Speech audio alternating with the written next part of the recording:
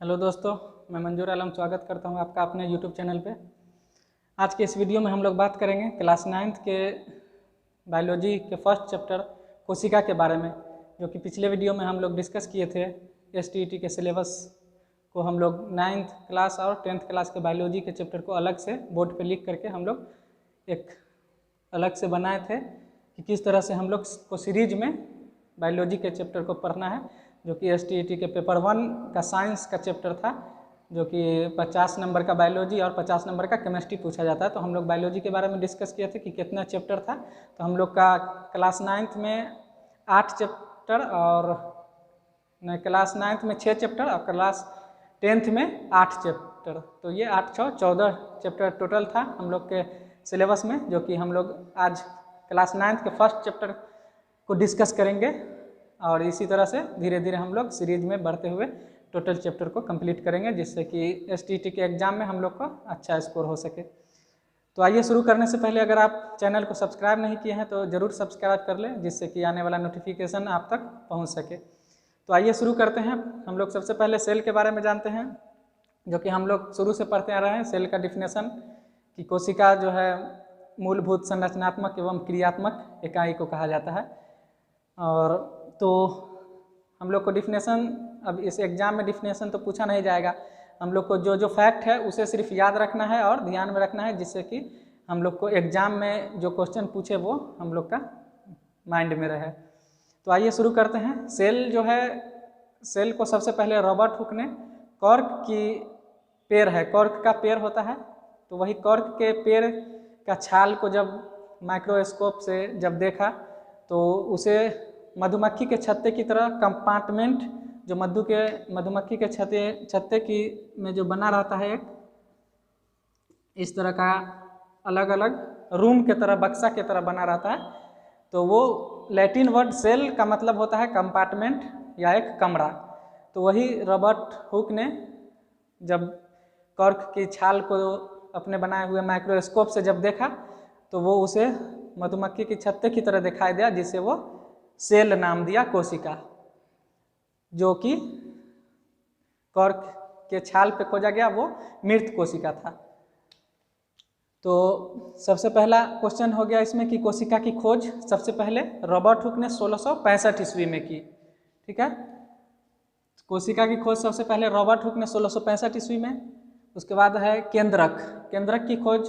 तो यहाँ पहले समझ लेते हैं कि कोशिका को जब इलेक्ट्रॉन माइक्रोस्कोप से जब देखा गया, बाद में जब इलेक्ट्रॉन माइक्रोस्कोप का आविष्कार हुआ तो देखा गया उससे, तो इस तरह का माइक्रोस्कोप से देखने पर इस तरह का स्ट्रक्चर उसमें दिखाई दिया।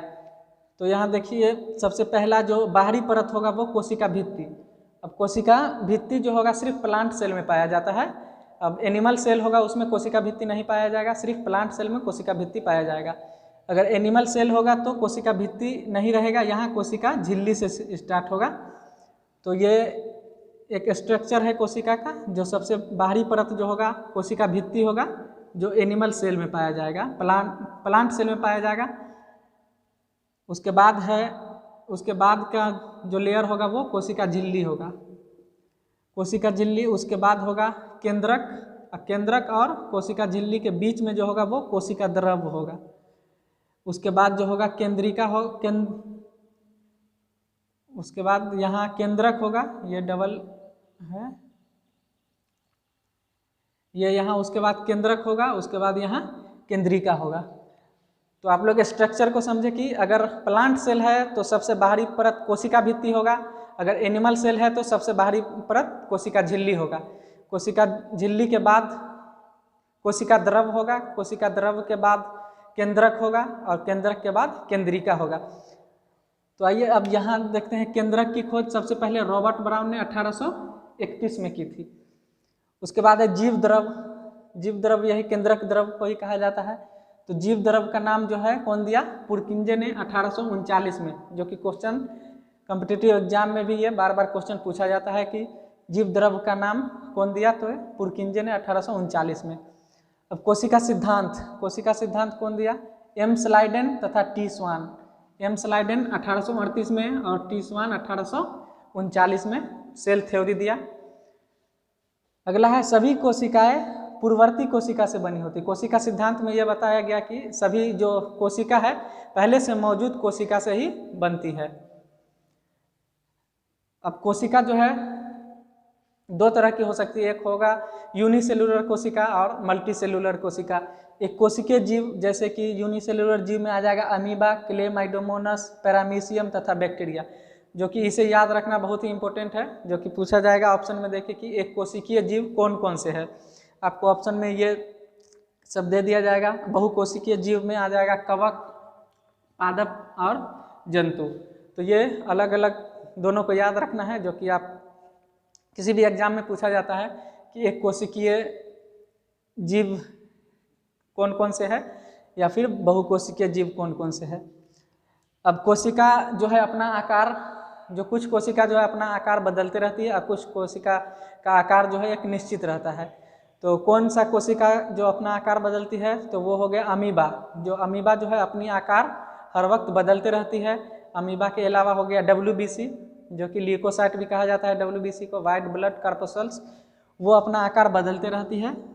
तो ये इम्पोर्टेंट है, ये पूछा जाता है। तो अमीबा और कौन सी कोशिका जो है अपनी आकार बदलती रहती है, तो अमीबा और WBC, या फिर WBC को ही ल्यूकोसाइट कहा जाता है। ये कोशिका अपना आकार हमेशा बदलती रहती है। नेक्स्ट है कुछ स्थिर रहती है, जैसे तंत्रिका तंत्र, मनुष्य के जो मस्तिष्क में पाया जाता है तंत्रिका तंत्र, ये इसका एग्जाम्पल हो गया कि वो अपना स्ट्रक्चर निश्चित आकार में रखती है। अब कोशिका को लगभग प्रत्येक कोशिका में 3 गुण दिखाई देते हैं, जैसे हो गया कोशिका झिल्ली, केंद्रक और कोशिका द्रव। ये 3 पार्ट में, मेन जो है 3 भागों में बांटा गया है, कोशिका झिल्ली, केंद्रक और कोशिका द्रव। तब यहाँ हम लोग अब अलग अलग ये तीनों के बारे में डिस्कस करेंगे। उसके बाद जो है ये जो कोशिका द्रव है, कोशिका द्रव में बहुत से कोशिका अंग पाए जाते हैं, ऑर्गेनेल पाए जाते हैं, जो कि हर एक ऑर्गेनेल को हम लोग को अलग अलग से पढ़ना है। जैसे राइबोसोम हो गया, माइटोकॉन्ड्रिया हो गया, हरित लवक हो गया, ये सब जितने भी ऑर्गेनेल जो कोशिका द्रव में पाया जाएगा वो उसको हम लोग अलग से डिस्कस करेंगे। अब इसमें से कोशिका को 3 गुण जो दिखाई देता है, जो ऊपर का स्ट्रक्चर में, जो कोशिका झिल्ली, दूसरा है केंद्रक और तीसरा है कोशिका द्रव। और कोशिका द्रव में ही कोशिका अंग पाया जाता है, जिसके बारे में हम लोग को अच्छे से पढ़ना है। तो कोशिका झिल्ली, यह अर्धपरागमय झिल्ली होती है। कोशिका झिल्ली जो है एक अर्धपरागमय सेमी परमेबल मेम्ब्रेन होता है, जिससे कि कुछ कार्बनिक पदार्थ और अकार्बनिक पदार्थ उसके अंदर और बाहर आ जा सके। कार्बनिक पदार्थ में ऑक्सीजन, कार्बन डाइऑक्साइड हो गया, और अकार्बनिक पदार्थ में जैसे जल और लवण हो सकता है। तो वो अर्धपरागमय झिल्ली इसलिए होता है कि उसके अंदर और बाहर कुछ पदार्थ अंदर जा सके और कुछ पदार्थ अंदर से बाहर आ सके। जैसे कार्बन डाइऑक्साइड अथवा ऑक्सीजन विसरण प्रक्रिया द्वारा जाता है। यह लचीली होती है, जो कोशिका झिल्ली होगा वो फ्लेक्सिबल होगा, और ये लिपिड तथा प्रोटीन की बनी होती है। VBI है,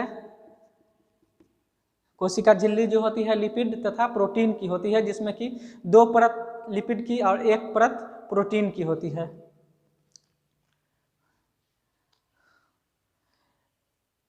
अमीबा अपना भोजन एंडोसाइटोसिस प्रक्रिया द्वारा प्राप्त करता है। अब अमीबा जो है अपना, जो अमीबा का स्ट्रक्चर होता है इस तरह का, तो अमीबा में अलग अलग भोजन ग्रहण करने के लिए और भोजन को बाहर निकालने के लिए अलग अलग कोई संरचना नहीं बनी होती है। वो एक ही जगह से भोजन अंदर लेता है, और एक ही रास्ता होता है उसे भोजन अंदर लेने का, और एक ही रास्ता होता है भोजन को बाहर निकालने का। तो वो जो प्रक्रिया होगा वो एंडोसाइटोसिस कहलाएगा, जो कि अमीबा में पाया जाता है। तो ये कॉम्पिटिटिव एग्जाम में पूछा गया है कि अमीबा अपना भोजन जो है किस प्रक्रिया द्वारा ग्रहण करता है। तो अमीबा जो है अपना भोजन एंडोसाइटोसिस प्रक्रिया द्वारा ग्रहण करता है। तो आज हम लोग इस पर डिस्कस किए हैं। अब अगले वीडियो में हम लोग बात करेंगे केंद्रक और कोशिका द्रव। उसके बाद कोशिका द्रव में जो भी ऑर्गेनेल पाया जाता है उसके बारे में हम लोग अच्छे से डिस्कस करेंगे। अभी हम लोग एक बार रिवीजन कर लेते हैं, जो कि हम लोग को एग्जाम के पॉइंट ऑफ व्यू से बहुत ही इंपॉर्टेंट है। जो कि सबसे पहले कोशिका की खोज रॉबर्ट हुक ने 1665 में कॉर्क की छाल पे खोज किया था, जो कि मृत कोशिका था। ठीक है। उसके बाद है केंद्रक की खोज रॉबर्ट ब्राउन ने 1831 में की थी। जीव द्रव का नाम पुरकेंजे ने दिया था, जो कि 1839 में। कोशिका सिद्धांत एम स्लाइडेन एवं टी स्वान एम्सलाइडेन 1838 और टी स्वान 1839। उसके बाद है सिद्धांत में बताया गया था कि सभी कोशिकाएं जो है पहले से मौजूद कोशिका से ही बनती है। उसके बाद है एक कोशिकीय जीव में हो गया अमीबा, क्लेमाइडोमोनास, पैरामीशियम और बैक्टीरिया। बहुकोशिकीय जीव में हो गया कवक हो गया, पादप हो गया, जितने भी जंतु है वो सब हो गया। उसके बाद कुछ कोशिका जो है अपनी आकार बदलती रहती है, जिसमें आ गया अमीबा जो है अमीबा, WBC या फिर ल्यूकोसाइट। कुछ कोशिका जो है अपना जो आकृति है वो स्थिर रखती है, जैसे मनुष्य का जो तंत्रिका कोशिका है वो।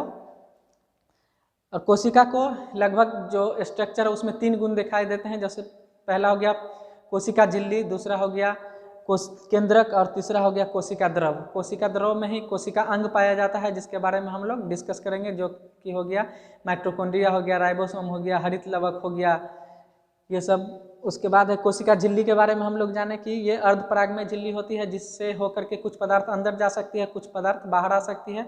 ये कोशिका का एक आकृति प्रदान करने में भी मदद करती है, जिससे कि कोशिका का एक आकृति स्ट्रक्चर बना रहे। उसके बाद है कोशिका लचीली होती है, फ्लेक्सिबल होता है, जो कि लिपिड और प्रोटीन का बना होता है। अमीबा अपना भोजन जो है एंडोसाइटोसिस प्रक्रिया द्वारा ग्रहण करता है। तो आज के वीडियो में बस इतना ही। अब नेक्स्ट वीडियो में हम लोग डिस्कस करेंगे। हम लोग दो वीडियो में ये चैप्टर को कंप्लीट कर देंगे, 2 या 3 हो सकता है। कोशिश करेंगे कि हम लोग 2 वीडियो में ही एक चैप्टर को कंप्लीट करें, जिससे कि हम लोग का जो सिलेबस है जल्द से जल्द पूरा हो सके। तो अगर आप चैनल को सब्सक्राइब नहीं किए हैं तो ज़रूर सब्सक्राइब कर लें, जिससे कि हम लोग अच्छे से STET की तैयारी कर सकें और हम लोग अच्छे से एग्ज़ाम को पास कर सकें। ओके, थैंक यू, धन्यवाद।